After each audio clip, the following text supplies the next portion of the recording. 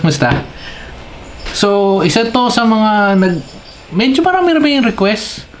Medyo matagal ko na rin to dapat in-order, pero ngayon ko lang in-order. So, ito na nga, yung, ano to? Howla F87.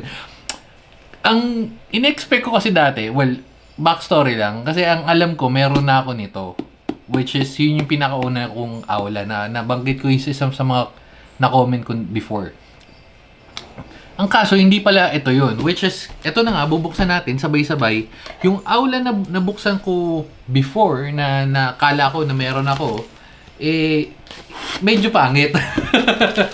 Di medyo pangit talaga. Ang kunat nun, tapos, anyway, balikan nyo na lang. Parang yung pinakauna kong Howla. So, ito na nga, yung Howla F87. 87 keys. Oops.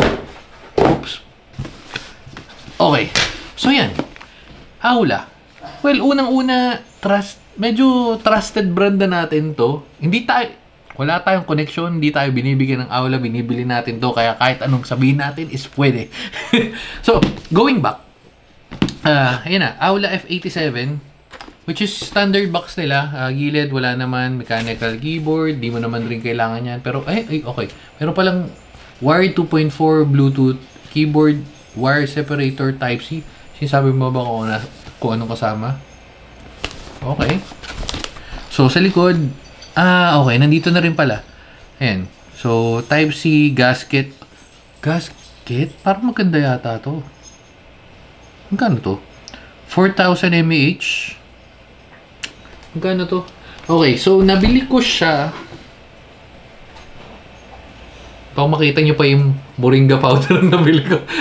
Ayan, so nabili natin siya na, 2699, pero nabili natin siya 2099 as of this video. Meron kasing wired, ayun yung mas mura. Ito nga, ayun yung sasabi ng, ayan o. Yung parang 1,000, ayan. Ayun o, kasi bakit ka pa mag-wired? Ang presyo niya is 1,900. Mag-ano ka rin naman di ba? Magta-try mode ka. Try mode, ayun, unti lang difference. Nakuha ko nga siya ng 2,000 kano? Ayun, nakuha siya 2,099. 2,1. So, depende. Kung trip mo talaga wired, pero hindi. Ba't ka bibili ng wired? Naku po, nandito na si Bona. Si Bona Hamsterita. Alala si Bona Hamsterita. Sina Letlet Buletlet. Okay, swabe, no? Meron pa tong ganito. Lagyan natin sa ilalim. Open natin, and okay. So, meron tayong manual. Yan yung manual, kung in case hahanapin nyo. Ito pala, di ko alam kung gusto nyo, or kung may mga naghahanap sa inyo, kasi kaya ako tinanggal dati, or kaya ako tinanggal yung mga, like, yung drivers, kasi sabi ko nga, sa mga previous video natin, ng mga keyboards, parang bihira lang man kasi naghahanap, kung meron man, parang meron ilan-ilan, at masasearch nyo naman, halimbawa, eto, Howla F87 driver, lalabas naman agad. Pero kung gusto nyo, pwede naman nating isama na yun sa link, pero, anyway, comment nyo na lang. So, yun na nga. Yan yung manual, basic lang naman, pare-parehas. Tapos pare-parehas lahat ng keyboard na okay. Medyo kakaiba pala to. Kasi ang 2.4 niya is yung tilde, o yung ganun. Wired 4, 1, 2, 3. Okay. So, meron ka ganito. Caps lock signal light. Wired. Okay. So, mamaya na pa tayo pupunta sa keyboard. Kung anong kasama. At medyo maganda to. Siyempre, keycap puller, switch puller. Ito medyo... Hindi naman pangit. Medyo hindi ko lang trip siguro yung kulay. Or siguro naka-terno yata. Pero USB-A, USB-C. Pero yung itsura niya, medyo parang luma. At meron siyang 4 na extra keycaps na anong tatak. Alam mong Howla to eh. Ay, liubog! Liubog yung kasama. Ay no. Ayun, liubog, di ba? Para sa, maglalaro to ta mga 10 to 16 pesos isa eh. Ayun, ang ganda oh. Ganda ng tunog. Uy, po. Mukhang solid. Ito na ba ang tatalo sa lang to? Na ano? Tingnan natin. Pero kasi, kung trip mo yung medyo bago-bago lang to eh. Pero, mali mo, di ba? Kasi, 2,099 versus 3,000. Pero depende syempre kung kailan nyo mabibili. Anyway, buksan na natin para magkaalaman. Tapos meron pa siyang ganito. Para sa 2,000, para sa range, para sabihin na nating 2,1. Ba't nakabukas na? Ano, nadali lang. Hindi ko pa napipindot, so malalaman natin sabay sa... In fairness, maganda yung itsura niya. Para sa 2,100.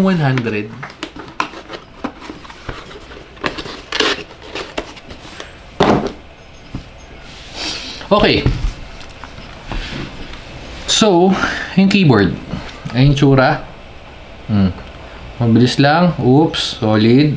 Ganda.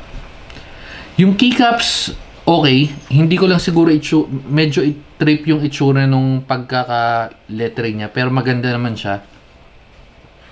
And steady yung keyboard. Ang ganda nito. In fairness. Although, white lang siya. Medyo off sa, ano natin, sa desk natin. Pero pwede, no? Mamaya na tayo mag-sound check. Check muna tayo sa gilid. So, sa mga ano niya, ports. Siyempre, yung USB. Wait lang. USB. Kala ko kung ano. Type-C. Tapos, ito, madali rin access wired Bluetooth 2.4. Sa mga nagtatanong kung may on-off ba, usually pag ganito, pag may wired naman yung ganyan, yun na yung parang pinaka-off niya kasi naka-wired siya. So, yan. Tapos Bluetooth 2.4. Oh, may pa-RGB pa rin siya. Malamang FN insert din to. FN insert. Sa baba, wala. And then sa likod, standard. Pero siya may mga rubber pa to. Medyo maganda yung quality. Promise magandang quality ng mga Aula keyboards. Kailangan na nila ako baka sponsoran niyo na ako dyan. Anyway, so yan. Sound check. The moment of truth.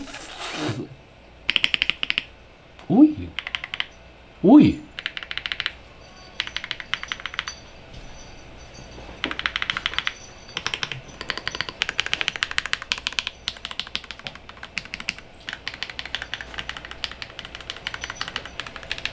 Pwede. Meron lang akong isang issue para sa linear, medyo matigas siya. Well, depende kasi sa force yun. Pero maganda eh, no? Kasi gasket.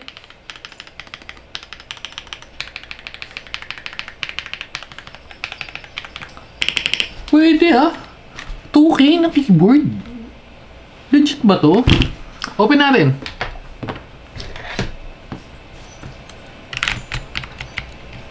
Oops.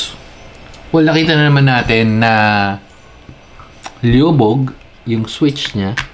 At yung liobog, bilang liobog, solid ang dali tanggalin. Okay, so ito yung ilalim. Yun nga, gasket, ayun o. Ayun o, nakikita nyo. Hindi siya, kaya maganda rin yung tunog eh. Ayun o. North facing, 5 pins. Pwede to, min. Medyo pasok na naman to sa mga naghahanap ng keyboard. Medyo papahirapan ulit natin yung mga giging decision nyo. Hindi, pero promise, para sa ngayon sa 2024, parang ito yung isa sa mga pinakamagandang keyboard na presyo rin is nasa 2K range. Wait, ano bang nagamit kong voucher dito? Wait lang. Lalabas ba dito? Oh, ayun nga lang nagamit kong voucher, oh. 500 nga lang, oh. Isipin mo nagamit ko pa yung 1,000. Pero hindi, depende. Kasi, sige, titingnan natin kung o-order tayo nito ngayon. Ano ba to? Wireless Blue Gray Wood. Wireless Blue Gray Wood. Okay, so wireless Blue Gray Wood. Kung o-order tayo, yan, 2,899, di ba? Kung o-order ako, wait. Less 100. Wala. Less per 200. Wait. 2.6. Medyo mahal siya ngayon. Pero kung makukuha nyo nga again may voucher na less 500, pasok to.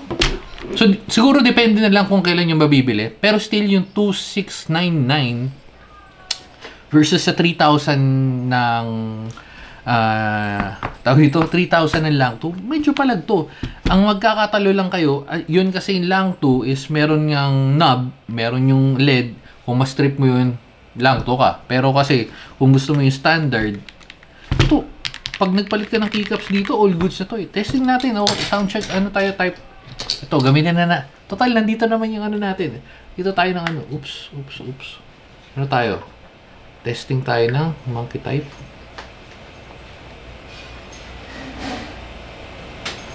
Monkey type. Oops, wait lang. Sorry na. Tinitesting kasi ako eh. Testing ako kanina eh, bago tayo pumunta dito eh. Okay, so accept all. Kasi yung ano natin, kable natin. Ayan. Oops.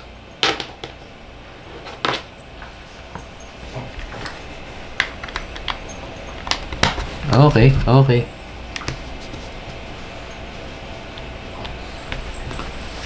Oops, yan. Okay. Angat lang natin para medyo maganda ang pagta-type natin. Okay, game. ulit. Sorry.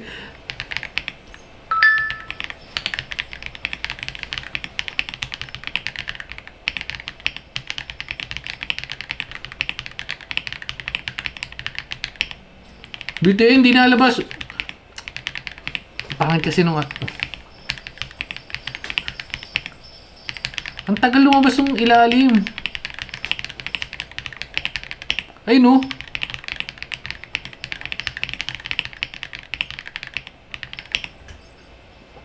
Bitin eh, pero ayun parinig ko lang sa inyo na wala akong reklamo sa pagta-type.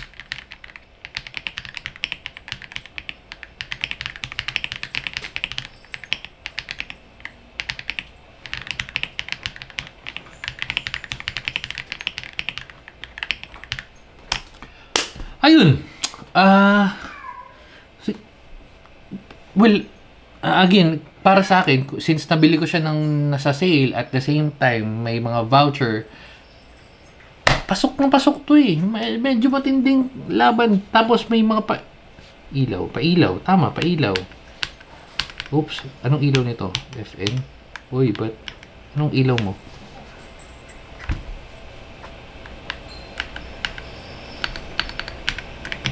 Kasi nga, hindi natin binasa yung manual eh, di ba?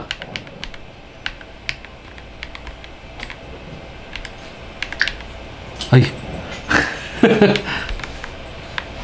Ayun. Alam ko dito kasi ganito yung controls ng sa ako. Ayun. Yan. Anyway, so yun. Depende. Pero para sa akin, kung mag-aantay ka, mas trip ko to kasi yung feeling ko nagbe-base ako doon sa tanda ko ng sound check nung sa lang to. Parang mas maganda yata to yung tunog. Gasket mounted na rin siya and all.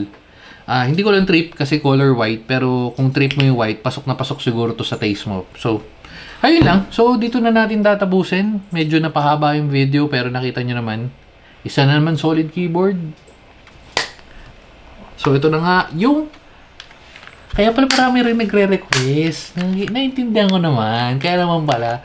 So, anyway. So, yun na nga yung Aula F87. So, bibili ka ba? Solid. Di ba? 2,000. Pero hindi. Kung bibili mo ngayon, again, 2,700. Pero, antay mo yung sale. Okay na. Bye-bye and babu.